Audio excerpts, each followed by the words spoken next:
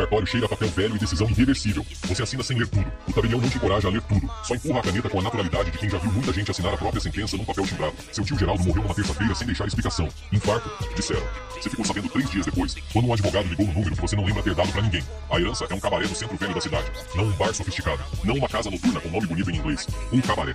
Letreiro de neon com a letra e queimada. Cortinas que já foram vinho e agora são a cor do cansaço. E um palco que seu tio chamava de o coração da casa. O como se lugar assim tivesse coração. O advogado te entrega um envelope com 2 chaves, uma planilha e um bilhete manuscrito. A planilha você entende pela metade. O bilhete você entende por inteiro. E é pior, não vende, não fecha. Só opera. Bom anos G. Você vai até lá no mesmo dia. A rua Coronel Tibúrcio parece ter parado de envelhecer em 1987 e desistido. No meio disso, o Esmeralda. Dentro, uma mulher limpa o balcão sem parar quando você entra. Você deve ser o sobrinho. Sou. Geraldo deixou dívida de 23 mil com o fornecedor. Mais 6 de aluguel. A Rosai se não receber essa semana. O sistema de som quebrou. O Mauro some toda vez que tem que prestar conta. Ela larga o pano, te olha pela primeira vez. Fora isso, tá tudo ótimo. O nome dela é Cida. 40 e poucos anos, olhos que já mediram muita gente e descartaram mais ainda. Ela administrava o Esmeralda com seu tio há 11 anos. Não te pede emprego, já tem. Só te avisa que você chegou. Você anda pelo salão, 8 mesas com toalha xadrez, palco com microfone torto, um escritório minúsculo com cadeira que range e uma gaveta trancada que a chave do envelope não abre. Você pergunta o que tem na gaveta, o que você ainda não precisa saber. Naquela noite você senta na cadeira do seu tio morto, com 340 reais na conta e uma herança que deve mais do que vale. Você pensa em vender, lembra do bilhete, pensa em fechar, lembra do bilhete e pensa no nome que aparece 3 vezes na planilha sem nenhuma descrição do serviço prestado. Dinarte. Você reabre numa cesta, porque Cida disse que sexta é quando a cidade quer esquecer. Não foi sugestão, foi diagnóstico. O primeiro cliente entra às 9h20. Terno escuro, aliança no dedo que não esconde nem exibe. Não olha o cardápio. Pede uísque. Aponta pra mesa do canto, a mais distante do palco, a mais próxima da saída dos fundos, e senta de costas pra parede. Cida se aproxima. Mesa do canto é 200 reais à noite, independente do consumo. Por quê? Porque daquela mesa ninguém te vê entrar e ninguém te vê sair. É aí que você entende o negócio de verdade. O Esmeralda não vende entretenimento. Vende contexto. Vende o tipo de lugar onde você pode estar sem precisar explicar por que está. A música existe pra preencher o silêncio entre conversas que não podem acontecer em nenhum outro lugar. A iluminação baixa não é estética, é política. Você aprende a ler cada cliente como balanço patrimonial. O homem com a mulher que claramente não é a esposa. Ativo de curto prazo. A dupla de terno que para de falar quando você se aproxima vai no início. Setor indefinido. O rapaz que fica 2 horas, toma um refrigerante e só observa mínimos passivo. Ou auditoria. Cida, sobre o rapaz. Geraldo nunca cobrou dele, porque às vezes o custo de cobrar é maior do que o custo de deixar sentar. Você registra isso na parte da cabeça onde ficam as regras que ninguém escreve. Fechamento. 2.340 reais. Sendo 600 reais só das mesas do canto. Homens que beberam pouco, falaram menos e pagaram sem pedir nota. Exatamente o tipo de conta simples que te faz ignorar a conta complexa. Ele não bate. A porta dos fundos simplesmente abre numa segunda-feira às 3 da tarde e Dinarte entra como quem volta pra casa depois de uma viagem curta. 50 e poucos anos. Sapato caro sem ser ostensivo. O tipo de homem que aprendeu que intimidação de verdade não precisa de volume. Senta do outro lado da mesa com a calma de quem marcou hora.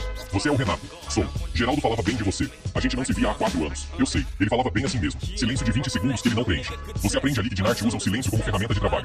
Vi seu nome na planilha. Vai ver bastante. O que você presta aqui? Estabilidade. Sou o motivo pelo qual o Esmeralda funcionou 11 anos, sem que ninguém quebrasse a porta, sem inconveniente policial fixo, sem concorrente decidindo que esse ponto ficaria melhor com outro dono. Quanto custa? 30% do líquido. Todo mês, até o dia 10. Meu tio aceitou isso? Seu tio propôs isso. Você olha pra gaveta trancada. Dinarte segue seu olhar. Mas a chave você ganha quando a gente fechar o acordo. Não é ameaça, é logística. As coisas mais perigosas raramente chegam com tom de ameaça. Chegam com tom de proposta razoável. Ele se levanta. Abotou ao primeiro botão com a lentidão de quem não está com frio, só está encerrando o assunto. Se não aceitar, vai ter que encontrar sua própria estabilidade.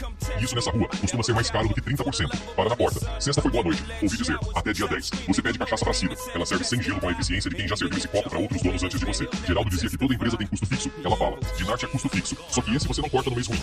No mês ruim ele cobre, lança como adiantamento, você abate depois. A palavra adiantamento fica no ar com peso que não combina com o tamanho dela. Você entende a arquitetura. No pior mês você vira devedor. Devedor não fecha, não vende, só opera. Na sexta você reabre. Na segunda deposita os 30%. Na terça a gaveta está aberta, mais a agenda preta. 2 contratos sem data. Lista com 12 nomes que você não reconhece ainda. 6 meses depois você não usa mais a cadeira que rende. Você mapeou os 12 nomes. 3 semanas, conversas curtas, muita escuta, pouca fala.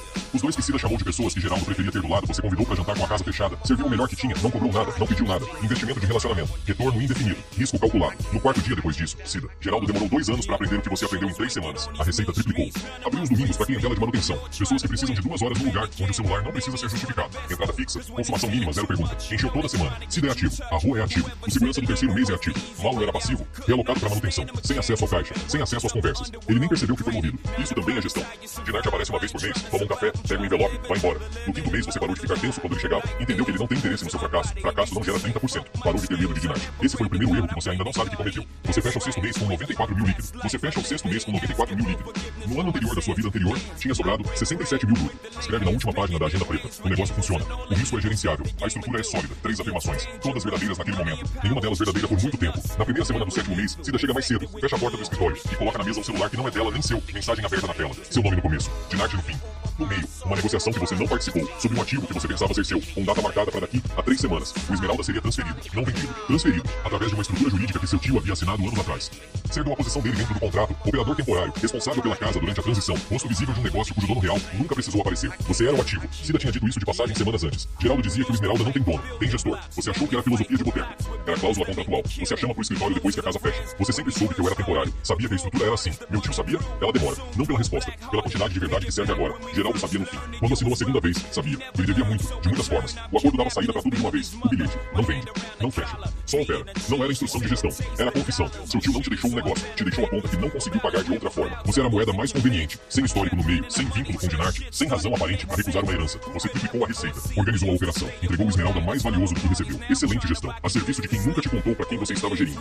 Dinarte some na semana seguinte. Número fora de serviço. Advogado não atende. A conta dos 30% retorna erro de destinatário inexistente. Quando somem assim, Cida fala, é porque o próximo passo não precisa deles visíveis. Você entende antes de ouvir a batida da porta. 2 homens. Terno escuro. Pasta fina. Documentos tecnicamente corretos. Juridicamente executáveis. Absolutamente inevitáveis dentro da estrutura que seu tio montou e que você operou com competência suficiente para tornar valiosa. Você assina. O tabelião não te encoraja a ler tudo. Na noite seguinte você volta ao Esmeralda pela última vez. Só Cida, no banco do bar no escuro, 2 copos na frente. Você senta.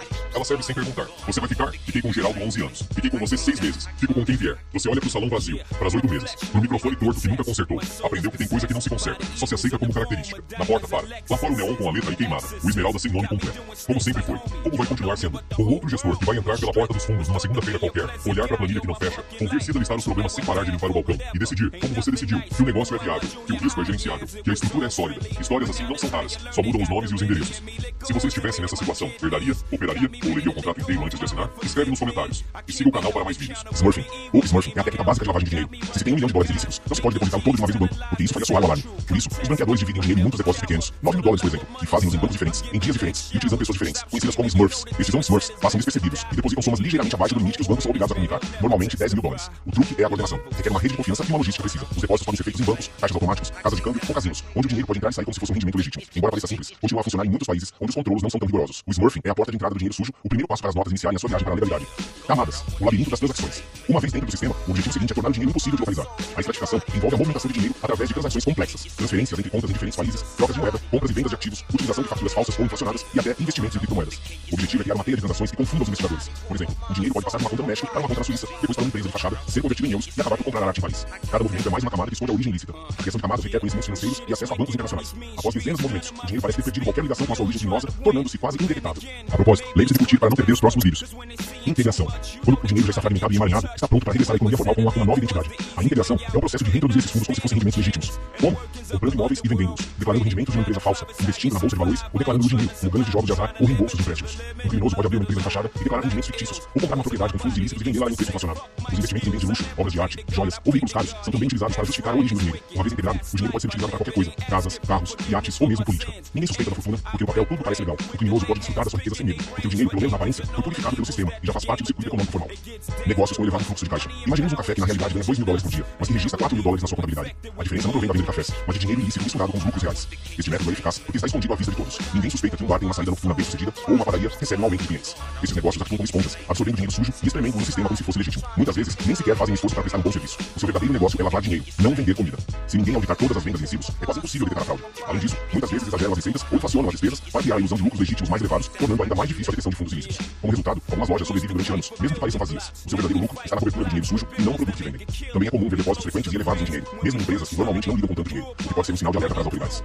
Branqueamento baseado no comércio. A fraude global. O branqueamento de capitais nem sempre envolve dinheiro líquido ou transações comerciais duvidosas. Por vezes, tudo se passa no comércio internacional. Por exemplo, uma empresa fictícia declara que exporta 10.000 malas de luxo, mas o contentor está vazio ou transporta apenas uma fração. No entanto, fatura como se tratasse de um carregamento completo, justificando assim uma transferência internacional de montantes elevados. Este método explora a complexidade do comércio mundial. É possível inflacionar o valor das mercadorias, subfaturar mercadorias ou vender mercadorias de baixa qualidade como se fossem de alta qualidade. Além disso, são utilizadas técnicas como a utilização de documentação falsa, envios fantasma e faturas múltiplas para a mesma transação, o que dificulta o rastreio dos fundos. Até os preços, as quantidades e as qualidades das mercadorias nos documentos são manipulados e são utilizadas empresas fantasma ou intermediários para criar uma rede ainda mais opaca. Tudo parece legal no papel e as alfândegas raramente controlam cada contentor. Assim, o dinheiro sujo atravessa as fronteiras disfarçado de transações comerciais legítimas, aproveitando a falta de controles, as diferenças regulamentares entre países e a dificuldade de controlar todas as operações globais.